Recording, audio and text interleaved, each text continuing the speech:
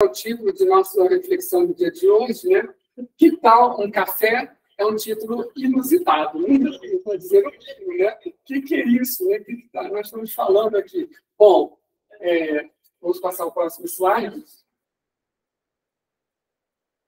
Essa pergunta, que tal um café, toca de perto para aqueles, né, como eu, que sou, né, amante do bom cafezinho, né? Não sei quais de vocês aí gostam de um cafezinho, mas de manhã bem cedo, um café quentinho, ou na serra, você passar aquele café de coador de pano. Para quem gosta, é uma beleza, não é verdade? Algumas pessoas não conseguem mesmo ficar sem a sua xícara de café, né? Enquanto não tomar aquela xícara de café, fica de mal tomar, né? Aí pronto, o dia não começou ainda. Então, nós somos muito bem com o café, né? Tá tudo certo nós, o café, né? Amor à primeira vista, tá tudo maravilhoso. E a alma, onde é que fica nessa história, né? Será que existe um café para a alma, né? E é isso que nós vamos ver agora, essa ideia se materializando, buscando, em primeiro lugar, auxílio, pedindo aí uma ajuda ao nosso querido patrono espiritual, Eurípides Barçanufo. Próximo. Eurípides Barçanufo foi falado aqui na palestra da semana passada, através da Conceição, falando, né, de aprendizado, que Eurípides Barçanufo é o patrono espiritual da Casa da Prece Chico Xavier. Ele nasceu no dia 1º de maio de 1880, na cidade de Sacramento, em Minas Gerais, a quase 1 hora de Uberaba, para quem quiser se situar geograficamente. E ele desencarnou, faleceu em 1º de novembro de 1919, por conta aí da gripe, 1918, por conta aí da gripe espanhola, que foi uma consequência da Primeira Guerra Mundial, que espalhou por aí essa terrível praga. E ele trabalhou assiduamente, avidamente, para tentar salvar o maior número de pessoas com o custo da própria vida. Algumas pessoas comentam assim, ele nasceu no 1º de maio, no dia do trabalho, já avisando para ele o que ia acontecer na vida dele. Não esperava diferente, né? Já nasceu no dia do trabalho. Ele desencarnou um dia antes do dia dos finados, que é 2 de novembro. Né? Então já estava na hora dele ir embora mesmo, os finados já estavam lá esperando ele no plano espiritual. Né? Esse é o nosso livro. Próximo. E nós vamos, então, fazer agora uma breve viagem ao grupo que existe hoje lá em Sacramento, chamado Recanto da Prece, não é mera coincidência, né? A Casa da Prece, Recanto da Prece, que fica lá numa chácara, chamada Chácara Triângulo, que recentemente foi reapelidada por conta de como que as pessoas se reportavam, como que as pessoas conheciam, chamada agora Chácara Egorina, porque esse local ele é sede de um culto do Evangelho que se faz às 9 horas da manhã, todos os dias, desde 1904, 1905, ou seja, 120 anos de culto no mesmo local, 9 horas da manhã, sem faltar um dia.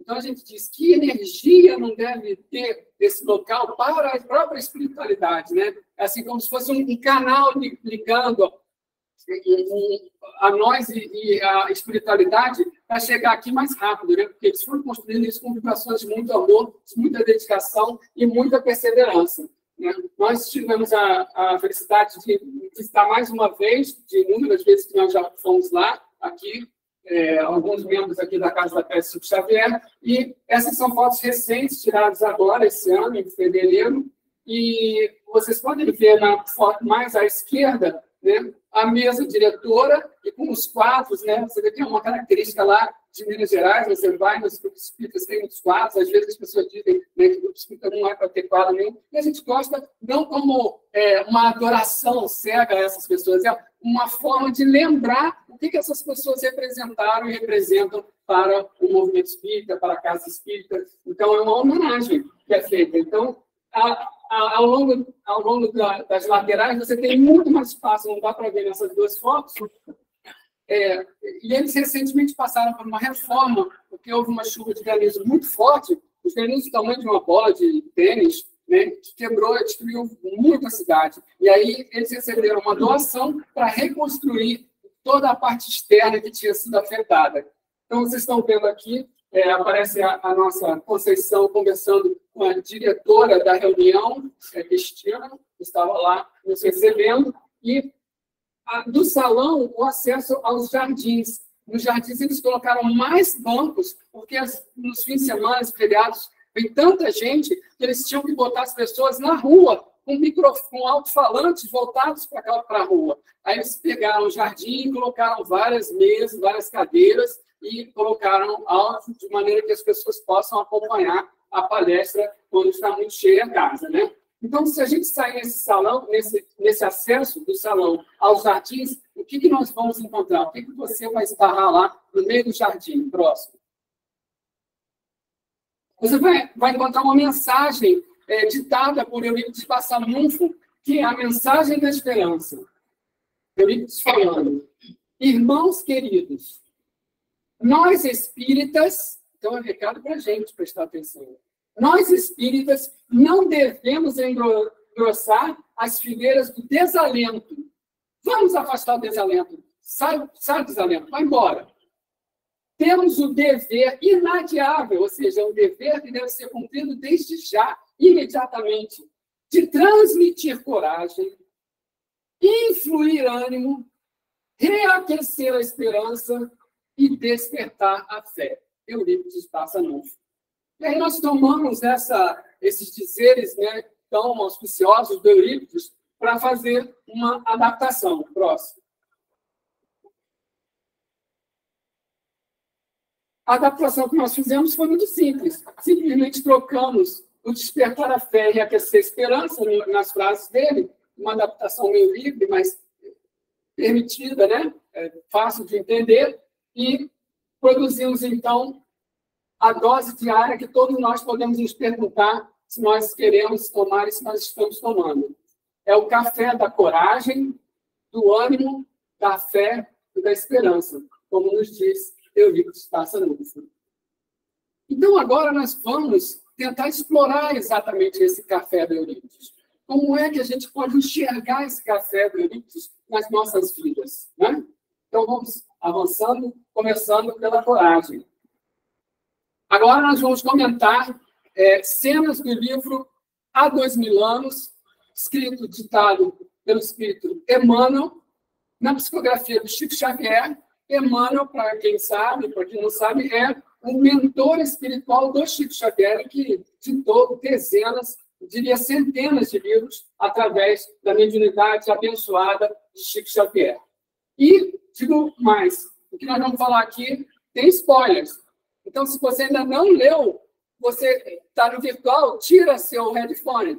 E se você não leu e está no presencial, bota o headphone sem o seu computador, que você vai ficar sem ouvir nada. Tá? Mas porque nós não podemos deixar de usar esse exemplo da coragem que está retratado no Há 2000 anos. Conta-nos a história de Públio Lentulus, que é um senador romano. Mas ele não era qualquer senador romano. Ele era muito próximo ao imperador. E Lívia, sua esposa dedicada, né? Se você viajar à Itália hoje e chegar lá em Roma, você poderá visitar as ruínas da Casa de Lívia. Está lá escrito, Casa de Lívia. E aí, o que acontece? Né? Depois de muitas confusões, muitos entrelaçamentos de ocorrências, chega uma situação em que a Lívia é vítima de calúnias. Ela é caluniada. E o Públio, ele achou melhor acreditar nas mentiras do que acreditar na própria esposa dedicada. E, com isso, a história vai se desenrolando, e o nosso querido Públio Lentulus, que, para quem não sabe, é uma das encarnações do Emmanuel aqui na Terra, né? Ele está contando a história dele mesmo. Né? Ele teve a oportunidade de encontrar Jesus. Por quê? Porque a sua filha era muito doente e foi recomendada que ela fosse para Galiléia por causa do clima, para que ela se restabelecesse. Ela foi para Galiléia, mas não se restabeleceu, continuava doente.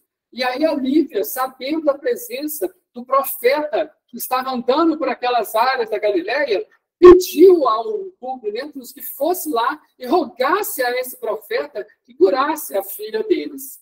E aí, uma noite, o Públio Lentulus vai lá, encontra com o profeta, nós sabemos quem é, Jesus, né? E desdenha. Ele não acredita na capacidade do profeta.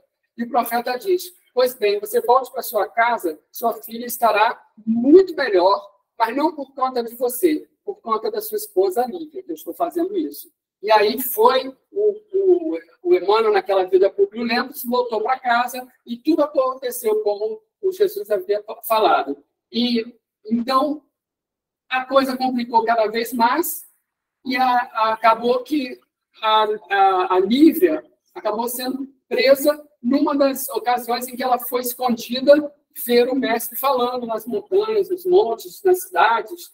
E a Lívia, então, foi presa junto com muita gente, né? E essas pessoas daí, elas seriam entregues nos coliseus romanos para o deleite do circo e do pão da população ignorante daquela época, né? E aí, o que acontece? Sabendo que tinha a esposa de um senador romano, os guardas foram lá e disseram: vamos tirar ela daqui para salvar a vida dela, senão vai complicar a nossa vida. E aí, o que ela faz? Ela troca de roupa com uma das servas que levava ela a esses encontros com Jesus, tão grata ela estava por ter encontrado Jesus ali, e que ela, então, troca de roupa, a serva dela é salva e ela vai para o martírio. Mas enquanto eles aguardavam para o martírio, isso já é bem no finalzinho do livro, Jesus já tinha desencarnado. Quando eles estão presos, prontos para ir para o martírio, todo mundo arrasado, todo mundo triste, todo mundo sem saber o que fazer, ela começou a cantar, então a hinos de louvor.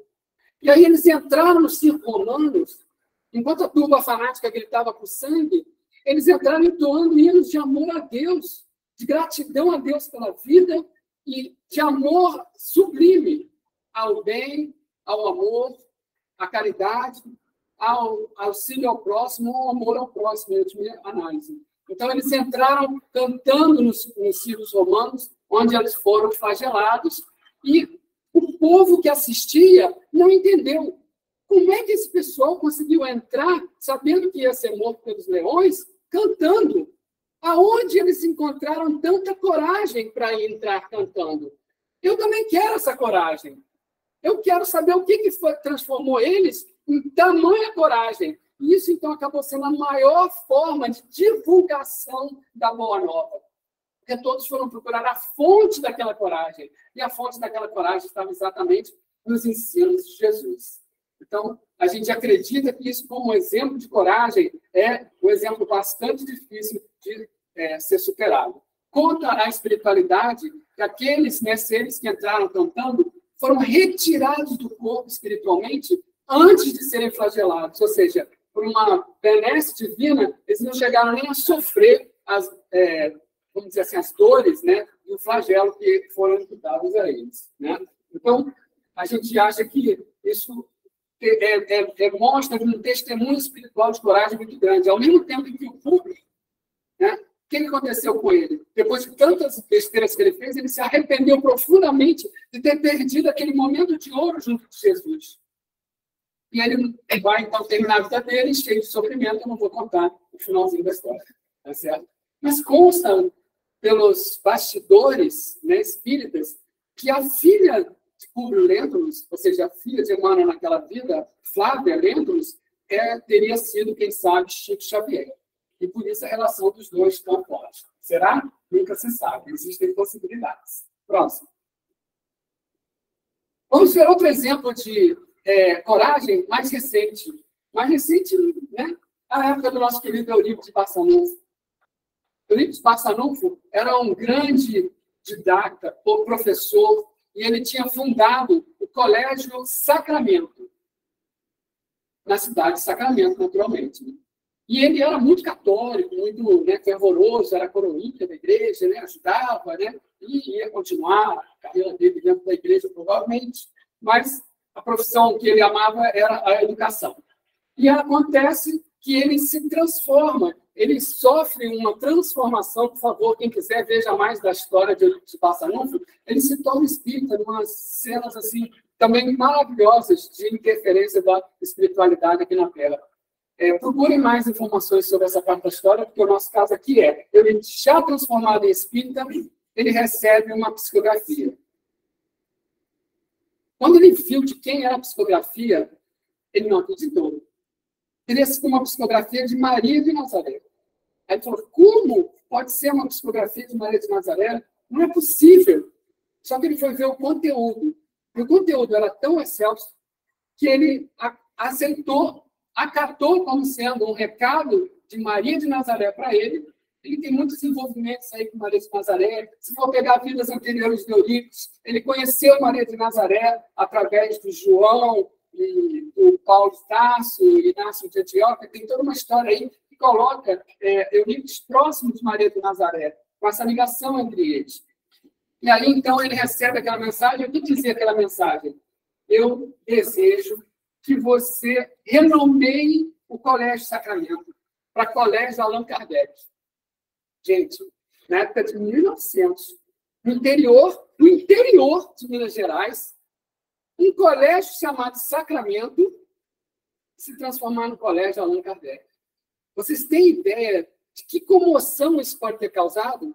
E o colégio do Eurípides era tão bem conceituado que ele recebia a nata sacramentana lá como alunos. Né? Era nata, era quem era assim, tinha mais posição social, mais dinheiro, mais possibilidades, que estavam lá no colégio dele. E aí ele sabia o que ia acontecer quando ele mudasse o nome. Mas mesmo assim ele falou, não, é um pedido de Maria, eu vou sem pestanejar. E trocou o nome para Colégio Allan Kardec. Aqui está na foto, o colégio está lá até hoje, ele não funciona mais como colégio, mas ele funciona como um grupo espírita. O Colégio Sacramentano, no dia seguinte que mudou de nome para Colégio Allan Kardec, ficou com 0 alunos. 0 alunos. Todos os pais tiraram os filhos. Ele passou, então, uma série de dificuldades, mas acabou que é um pouco aqui, um pouco ali, foram entrando, renovou, entraram outros jovens, outras crianças, e começaram a fazer desse colégio novamente brilhar lá no interior de Minas Gerais, como era o caso do colégio, então, de Eurípides Passanufo. E ele, apesar de todas as dificuldades, de toda a pressão que ele sofreu na cidade, ele não arredou o pé. E aí ficou a tradição aí do colégio Allan Kardec. Essa e outras passagens sobre a vida de Eurípides Passanufo estão no livro Eurípides, O Homem e a Missão, de Corina Novelina. Próximo. E agora, gente, se a gente pegar esses exemplos e colocar para os dias de hoje, né? Para a gente dar um testemunho de coragem, a gente precisa ser supliciado no circo romano? É isso que exige da gente agora? Não. Agora, nós somos exigidos a fazer um sacrifício interior. Não é mais um sacrifício da carne, não é mais a mutilação. É você combater aquilo que você tem de imperfeição dentro de você. E hoje, mais do que nunca, passando o planeta Terra por uma transição em que ela tem as características de um mundo de provas e de expiações para um mundo de regeneração. Então, nós temos que, nesse momento, pensar na nossa coerência interna, ou seja, sermos autênticos. Porque, no momento de transição, nós sabemos que as influências negativas estão despontando, porque é a última oportunidade que elas têm de vir à tona e reclamar, e se expor, e fazer as suas ações. Mas nós não podemos nos contaminar com isso. Nós precisamos ficar firmes nas nossas posições. Então, nós temos que ser autênticos diante de um mundo que não é aquela maravilha que nós gostaríamos que fosse. Então, nós temos que travar um bom combate. Eu vou pedir a próxima slide. Em que remete à carta que Paulo escreveu ao amigo dele, Timóteo, a segunda epístola de Paulo aos Timóteos, em que ele fala: combati o bom combate, terminei a corrida, guardei a fé. Ele já, Paulo de Tarso, se reportava ao bom combate. E Emmanuel, interpretando essa passagem, comentando essa passagem, como ele faz naqueles livros maravilhosos, Vias de Luz, Fonte Viva, Caminho, Verdade e Vida, nesse caso aí, a Palavra de Vida Eterna, ele comenta essa passagem dizendo: o Paulo de Tarso era um exemplo desse bom combate. O que aconteceu com o Paulo de Tarso? Ele perseguia os cristãos novos, até a porta de Damasco, até o momento em que ele encontrou com Jesus. Então, até aquele momento, o que o Paulo fazia? O combate. O combate era lutar no mundo exterior. E ele era muito poderoso nisso. Embora ele fosse doutor da lei, ele tinha influência naqueles que mandavam os exércitos. Então, ele realmente fez uma perseguição terrível aos cristãos. Depois de encontrar com Jesus, à porta de Damasco, em que Jesus pergunta: Paulo, Saulo, Saulo, por que me persegues? E ele fica cego momentaneamente. Né? Dali ele passa a se chamar Paulo, porque ele se transformou. E a partir daquele momento, ele não matou mais uma mosca. Ele passou de fazer o combate a fazer o bom combate. A luta que nós temos que fazer agora é interior. Nossas mazelas, nossos problemas, nossos defeitos, nossas viciações têm que ser o foco de nossas preocupações, para que a gente possa se modificar e sermos dignos de estar na transição planetária num mundo melhor, um mundo de regeneração, prometido pelo grande mestre Jesus. Próximo. Coragem, café, ânimo. Vamos falar um pouquinho de Bartolomeu, apóstolo fiel. Bartolomeu é um dos apóstolos não muito conhecido, né? Quem lembra de Bartolomeu, coitado? Mas talvez ele tenha sido o primeiro apóstolo a conhecer Jesus de perto, porque ele era de Caná e deve ter estado, dizem, conta as tradições, que ele teria estado nas bodas de Caná, onde Jesus fez a transformação da água em vinho. Provavelmente ele desdenhou daquela situação e disse: ele tinha uns barris de vinho guardados, escondidos aí, e agora estão dizendo que transformou. Ele não deu a menor bola. Passado algum tempo, Jesus foi formar o seu apostolado, buscou então os seus discípulos. E aí, um desses jovens que queria se aproximar de Jesus, quem sabe se tornar um discípulo, era Filipe. E era muito amigo de Bartolomeu. E foi lá falar com Bartolomeu: Bartolomeu, vamos lá ouvir esse profeta? Ele fala coisas muito interessantes. Aí o Bartolomeu falou uma pérola que ficou gravada até hoje no Evangelho. Jesus de Nazaré não pode vir nada de bom. Olha que interessante, né? A gente vê, às vezes, os apóstolos como semideuses, né? Gente, eles são gente como a gente. Não é bom saber isso, né? Coitado do Bartolomeu, falou uma pérola. Mas é bom a gente saber que eles também tinham esses conflitos. E isso acontece muito. Aqui nós estamos nos retratando ao livro Boa Nova, né? Do autor espiritual Humberto de Campos, na psicografia do Chico Xavier, em que ele vai e conta os bastidores do que aconteceu lá no período evangélico. Né? O Humberto de Campos, assim como o Reino, Amélia Rodrigues, dizem que teve acesso aos autos do histórico da época de Jesus, em que elas pesquisaram nesses autos e trouxeram para nós através da psicografia do Chico. Então, eles estão contando os bastidores do que aconteceu, expondo muitas vezes as fragilidades de cada um. Quando você vê Pedro negando 3 vezes Jesus, não é do nada. Pedro tinha aquele temperamento mesmo. Ele não era 2 Pedros, era o Pedro. E o Bartolomeu era aquele que era meio assim, não levava muita fé nessas coisas. Não era igual ao São Tomé, que não cria. Ele só não levava fé. Aí, o que aconteceu? Foram Filipe e Bartolomeu, deu uma das pregações de Jesus. Jesus saiu de onde estava, chegou do lado de Bartolomeu, botou a mão nele, no ombro dele e falou: eis aqui o verdadeiro israelita. Eis aqui o verdadeiro filho de Deus. Aí o Bartolomeu: mas de onde você me conhece? Aí ele falou: bem eu sei que antes do Filipe te chamar, você estava lá naquela figueira meditando. E só ele sabia que isso tinha acontecido. Aí ele se levantou e falou: realmente você é o Messias tão aguardado. E a partir desse momento, ele que tinha relutância em aceitar, uma vez que ele aceitou, tipo Paulo de Tarso, né? Uma vez que ele aceitou, ele virou um apóstolo fiel.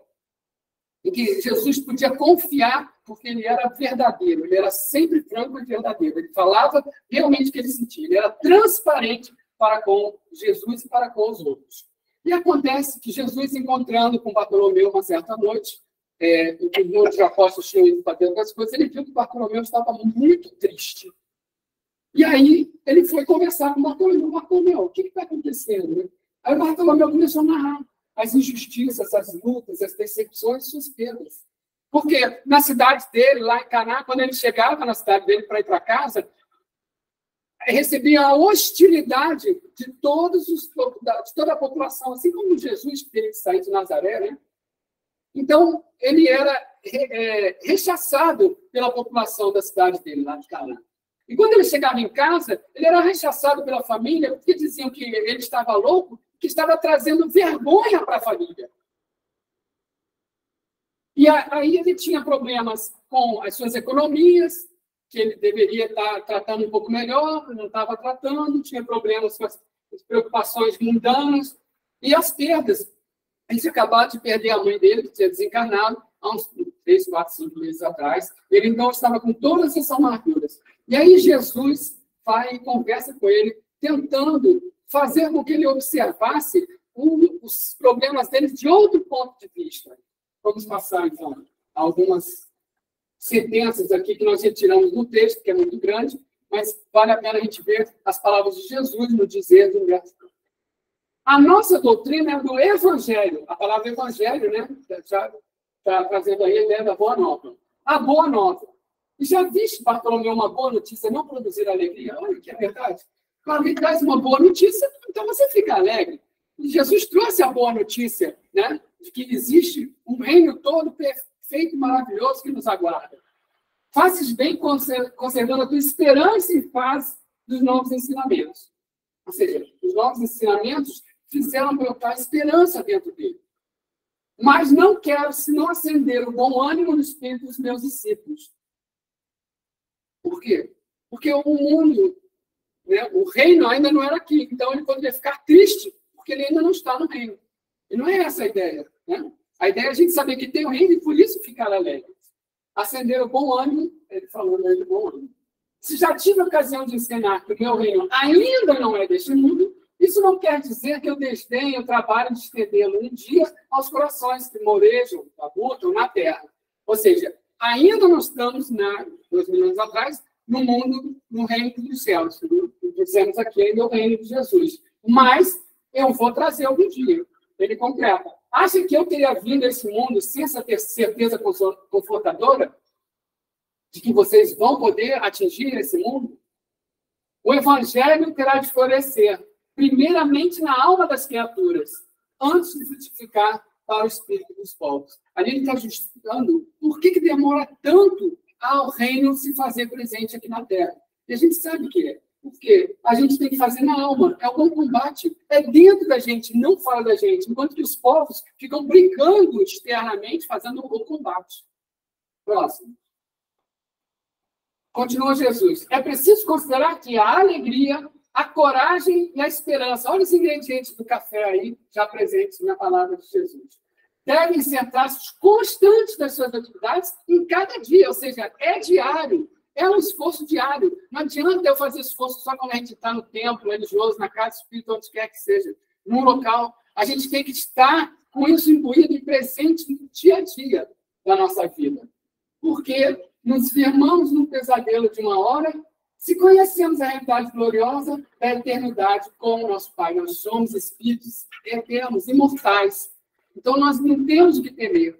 Tudo que a gente está vendo aqui é passageiro. Próximo. Ninguém fica verdadeiramente órfão sobre a terra, como nenhum ser está abandonado, porque tudo é de Deus e todos somos seus filhos. O universo foi criado por Deus e é perfeito, e nós somos criação divina. Então, nós somos filhos do Criador, filhos de Deus Pai. Eis porque todo discípulo do Evangelho tem de ser um semeador da paz e da alegria. Ou seja, um convite ao bom ânimo, gente. Não é porque o reino de Deus ainda não está aqui na nossa mão que a gente vai ficar chorando, ou vai ficar parado, ou vai ficar assistindo, vai desanimar. E a gente sabe, né, gente? Já foi falado aí, né? Depois dessa pandemia, em que a gente achou que tudo ia mudar, né? Íamos sair da pandemia, todo mundo bonzinho, nada. Continuamos, na maioria, a mesma coisa, né? Então, nós temos que fazer essa mudança interior, não é a pandemia externa que vai fazer. Nós temos que fazer essa mudança interior. Então, dizem que a próxima pandemia vai ser a da ansiedade, né? De tão que a gente está acelerado, a ansiedade vai começar a tomar conta. Nós temos que combater isso. Como é que eu vou combater isso? É enriquecendo com o ânimo, gente. a alegria de viver, né? As coisas boas que nós temos. Aí lembra lá do poema da gratidão, né? Nós temos braços, nós temos pernas, nós temos olhos, nós temos boca, nós temos ouvidos. E estamos reclamando, nós temos empregos, nós temos comida, nós temos o grupo espírita ou o templo religioso, qualquer que seja. Nós temos tantas riquezas e olhamos só para o que nós não temos. Próximo. O cristão, na atualidade, tem, então, que tratar a vida com otimismo. Bom, dizem que quando a gente faz uma palestra, a gente é o primeiro a ouvir o que a gente está falando, né? Então, tem aquela história que a situação sempre fala, que é o do copinho de água, né? Você tem um copinho com água até a metade. O copinho está meio cheio ou o copinho está meio vazio? Eu sou ainda daquele time do copinho meio vazio. E o que eu tenho que fazer? Eu tenho que superar isso, porque sem otimismo, o que está acontecendo? Eu estou pegando todas as inquietações do mundo, e está cheio de inquietação, e a gente é sensível, nós somos antenas, né? Não somos sementes, não, nós todos temos antenas. E a gente absorve essa inquietação e isso pesa. Então, nessa passagem aqui de Emmanuel, no livro Rumo Certo, Inquietações e Complicações, ele nos fala. A inquietação é uma nuvem que a gente coloca em cima dos problemas que já existem. Nós temos problemas para resolver dificuldades, não é verdade? Nós trazemos algumas de outras vidas. São resgates kármicos. Mas se eu pegar em cima desses itens, que eu já tenho que ter mesmo, a cada dia o seu mal, disse Jesus, e ainda colocar em cima disso mais inquietação, mais ansiedade, eu estou ajudando? Não, eu estou me afundando. Eu tenho que combater isso. E ele diz, as complicações, eu não vou piorar a minha situação. As complicações eu vou entregar para quem? Para quem que eu posso entregar aquilo que eu não tenho condição de fazer? Faça o que for possível. O que não é possível? Eu vou ficar me amargurando, vou ficar me culpando, vou ficar sofrendo? Não, se não tem o que fazer com relação, o que eu faço? Entrego aquilo a Deus. Porque Deus é a fonte infinita de bem-estar, de bondade, de solução dos problemas. Então, nós devemos entregar a Deus aquilo que não podemos fazer e devemos afastar a inquietação de cima daquilo que nós podemos fazer, para que a gente possa cumprir com essa questão de sermos otimistas, de sermos mais leves. Né? Próximo. Coragem, ânimo e fé, o nosso café.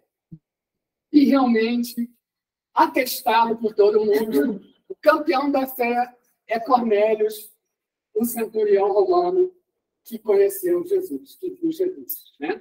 Então, vocês conhecem essa história, quem quiser se deleitar com os bastidores da história, né? Tudo que não conta no Evangelho, porque não dava, né, tempo de escrever tudo aquilo, né? Por esse livro, Cornélio, o centurião que fez Jesus, vai falar do nosso meu querido centurião antes de encontrar Jesus e depois de encontrar Jesus. Tá?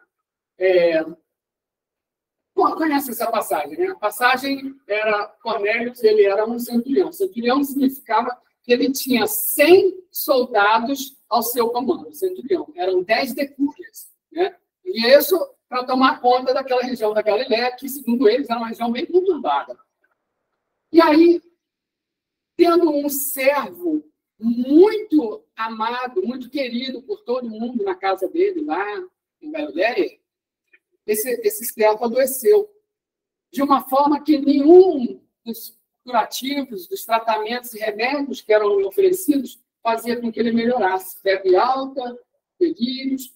E aí, Cornélio, sabendo que Jesus estava passando por aquelas paragens, pegou os seus soldados e foi até onde estava Jesus. Imagine os discípulos olhando, chegando aquele centurião romano, com toda a sua pompa, com seus soldados, falou, é agora, né? Vamos pegar a gente aqui, né? E aí chega o centurião para Jesus, na maior humildade, e explica a situação. Pode passar aí, próximo. Ele fala, eu sou um romano, então eu acho que eu não sou digno de ir até a sua casa, né? Vamos ver o que Lucas fala lá no capítulo 7. E por isso disse o centurião a Jesus, nem ainda me julguei digno de ir ter contigo. Porque ele achava que ele, não sendo, né, judeu, não sendo ligado aos messianismos esperados por Israel, ele falou, eu não posso ir até lá. Diz, porém, uma palavra e o meu criado sarará, ficará curado. Uma palavra sua aqui e o meu criado estará curado. Porque eu também sou homem sujeito à autoridade. Eu tenho meus soldados sob meu poder. E digo a esse, vai, ele vai. E ao outro, vem, e ele vem. E ao meu servo, faz isto, e ele faz. Próximo. E ouvindo isso, Jesus maravilhou-se dele, e voltando-se, disse à multidão que o seguia: digo-vos que nem ainda em Israel tenham achado tamanha fé. Ele anunciou, ele deu o carimbo, ele deu o selo, né, o centurião. E voltando para casa, os que foram enviados, acharam, são curados o servo enfermo. O servo enfermo. Né? Gente, que exemplo lindo para nós. Que exemplo lindo. Para nós, para todos, né? Porque está lá no Evangelho por conta disso. É uma passagem tão maravilhosa, né? Que desprendimento desse centurião, porque ele poderia ser mal visto, né, pelos outros romanos, ele poderia ser mal visto pelos outros israelitas, judeus, ele poderia ser mal visto por todo mundo, ficar isolado. Mas ele não pensou nisso. Né? É aquilo que ele estava falando, ele foi autêntico. Ele foi autêntico, ele não se deixou mudar porque os outros estão mudando. Contam aí os bastidores espíritas, novamente, né? É uma elucubração, tá? Não é uma certeza histórica. Consta que há a possibilidade, né, de que esse centurião não fosse outro do que o próprio Allan Kardec, encarnado na época de Jesus. E na história continua.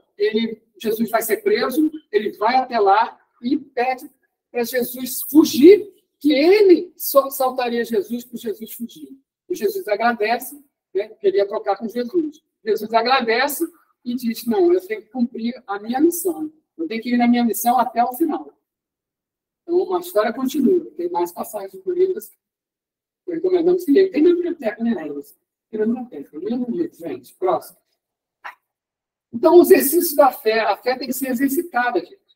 Se você não usar a fé, você vai esfriando. Tanto que ele falar, aquecer a fé, precisa aquecer, ela é igual uma comida. Se eu deixar sem o fogo, ela esfria. Se eu botar o fogo, ela esquenta. Então, cabe a nós fazer esse exercício. O mais bacana é que, como dizem lá na engenharia, é não linear, ou seja, começa devagarzinho, daqui a pouco vai rápido. No início é devagar.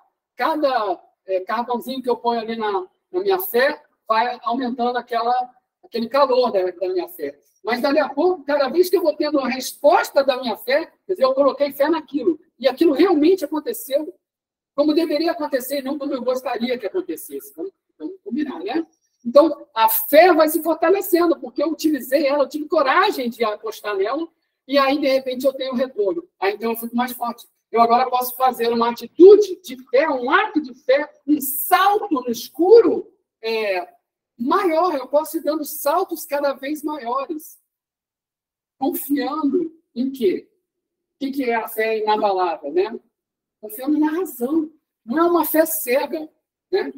Fé inabalável é aquela que pode encarar a razão face a face em todas as épocas da humanidade. Ou seja, todas as épocas, quer dizer que a ciência pode mudar e a gente não vai mudar nessa fé.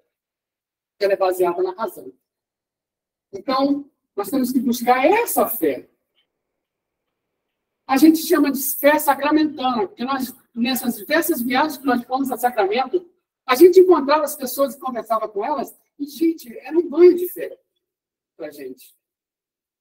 Do lavrador mais humilde ao reitor da universidade de uma cidade próxima, a fé transbordava. Quando eles falavam de Jesus, a fé transbordava. Quando eles falavam do Eurípides, titio Eurípides, professor Eurípides, eram com tanto amor, com tanta fé, que você ficava assim, gente, o que está acontecendo aqui? Então, é a fé que a gente cunhou, esse nome não existe no dicionário, mas é a fé sacramentana, é uma fé que não interessa de onde ela vem, ela existe, ela está lá.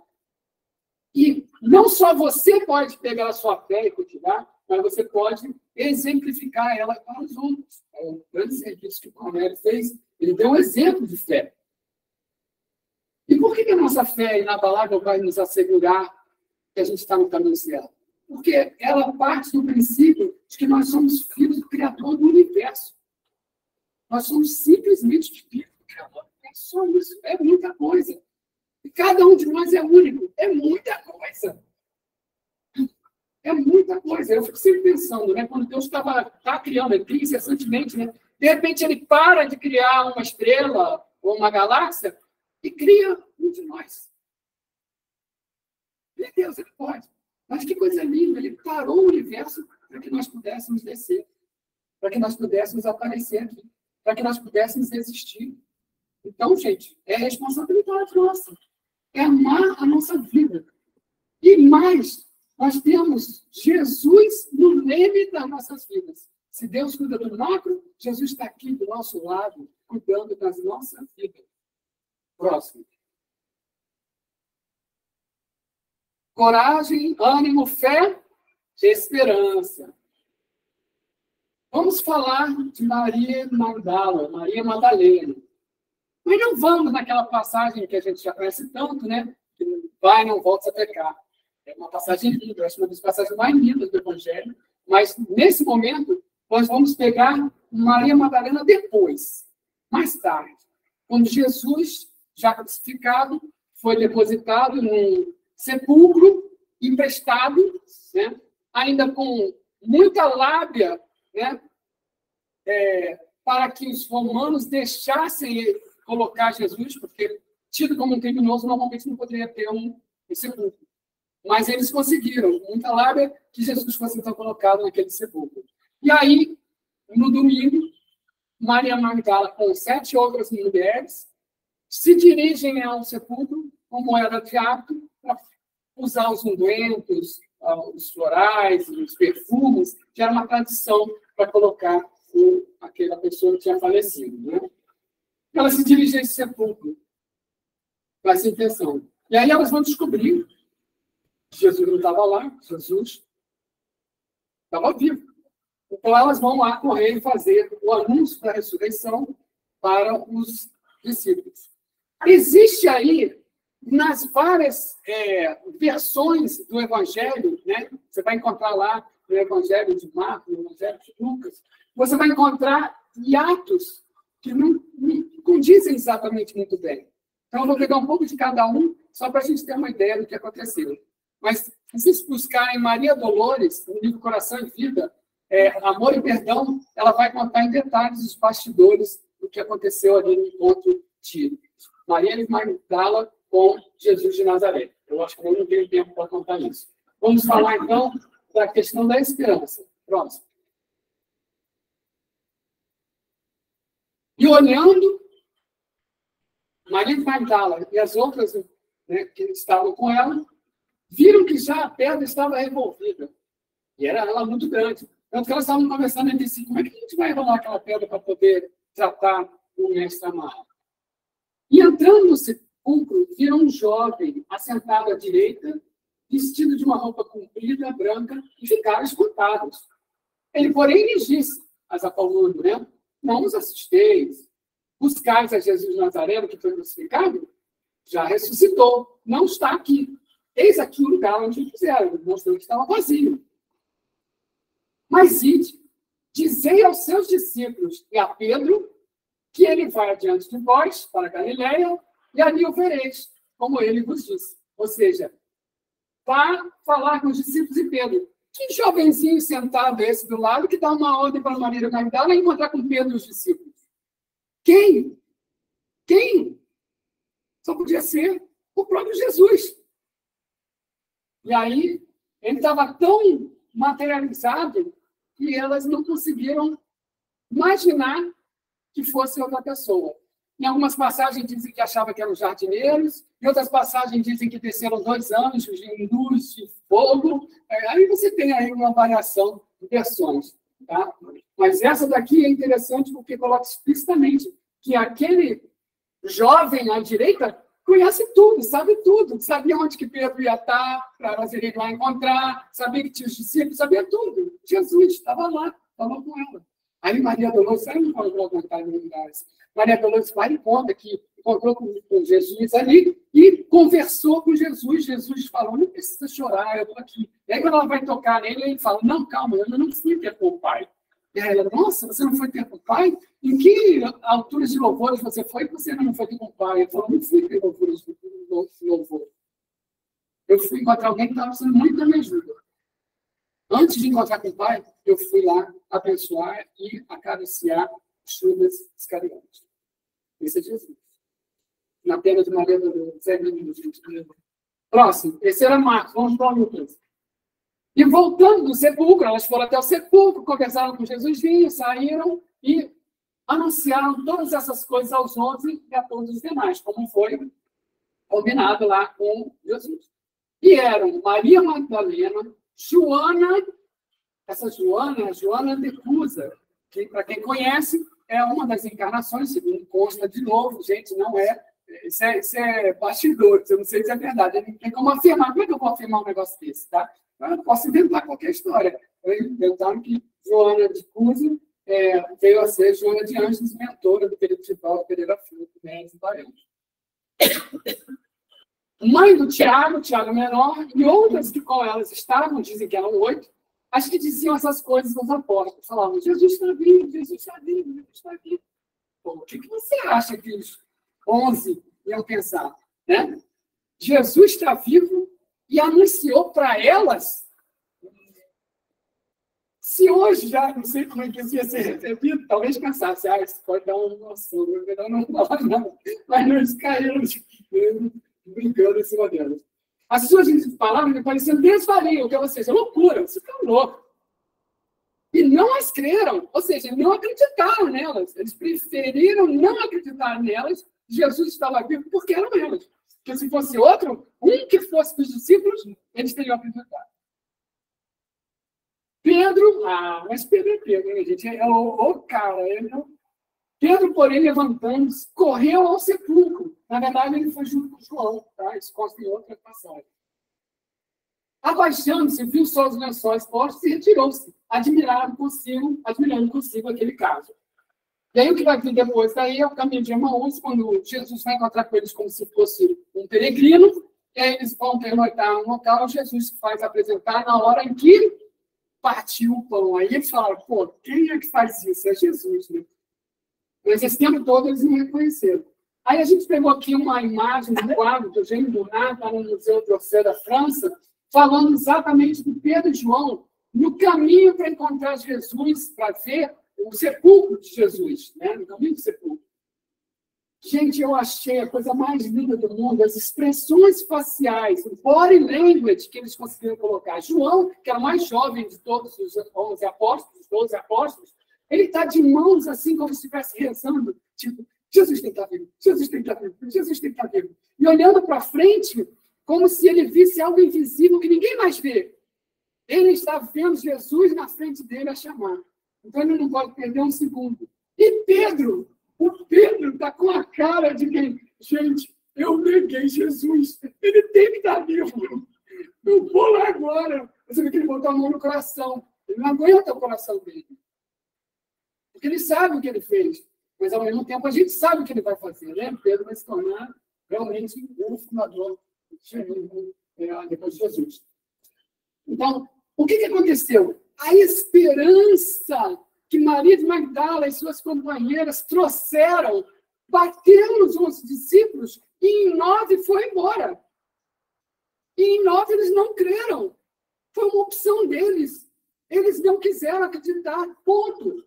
Mas podiam. Por quê? Porque Pedro e João acreditaram. E foram na mesma hora. Voltaram, porque eles estavam indo para Galileia. Era longe de Jerusalém. Eles voltaram. Voltaram assim, cheios de esperança de encontrar o Mestre. E vão encontrar mais tarde na história de Marcos. Próximo. Então, gente, a questão da esperança. Se eu estou numa tempestade, no meio da escuridão, eu tenho duas escolhas. Ficar com medo ou não ficar com medo. Eu tenho ao meu auxílio de não ficar com medo a certeza de que depois de toda a tempestade e escuridão, o que acontece? Vai surgir a bonança, a tempestade vai passar. Pode ser duro passar por ela. Não estou querendo dizer que é simples, não quero estalar de dedo que eu fico feliz. Não, é duro. E a escuridão vai passar. Vai ter a bonança, a chuva vai acabar e vai ter luz, o sol vai raiar. E aí, agora eu pergunto para vocês, isso é um quadro de esperança. Você vê que ali na tempestade, lá no finalzinho do horizonte, já está claro, está começando a avançar a luz. A luz avança, não tem como. Ela vai avançar. Se isso acontece normalmente, imagina no momento de transição planetária. Como é que você espera que sejam as tempestades e as escuridões neste momento de transição planetária? Como? Muito graves, muito sinistros. Mas, ao mesmo passo, se a escuridão e a tempestade são mais sinistras, o que eu posso esperar da bonança e do sol? Também vão ser mais fortes. Também vão ser maiores. E é isso que a gente tem que ter certeza. O momento de fazer as escolhas e que onde nós vamos agir. Próximo. E a minha sugestão é fazer, como Jesus disse, eu sou o sal da terra, a luz do mundo. Ou seja, na terra ele é o sal, a luz do mundo. E no café? Que é Jesus? Jesus é o doce, que faz aquele café amargo do dia a dia. Né? Ele ser palatável. Eu desejar aquele café de manhã, eu desejar aquele café na serra. Né? O que ele faz? É o doce de Jesus, acalmando a nossa vida, nos dando razão para ter essa esperança. Café do Olímpico.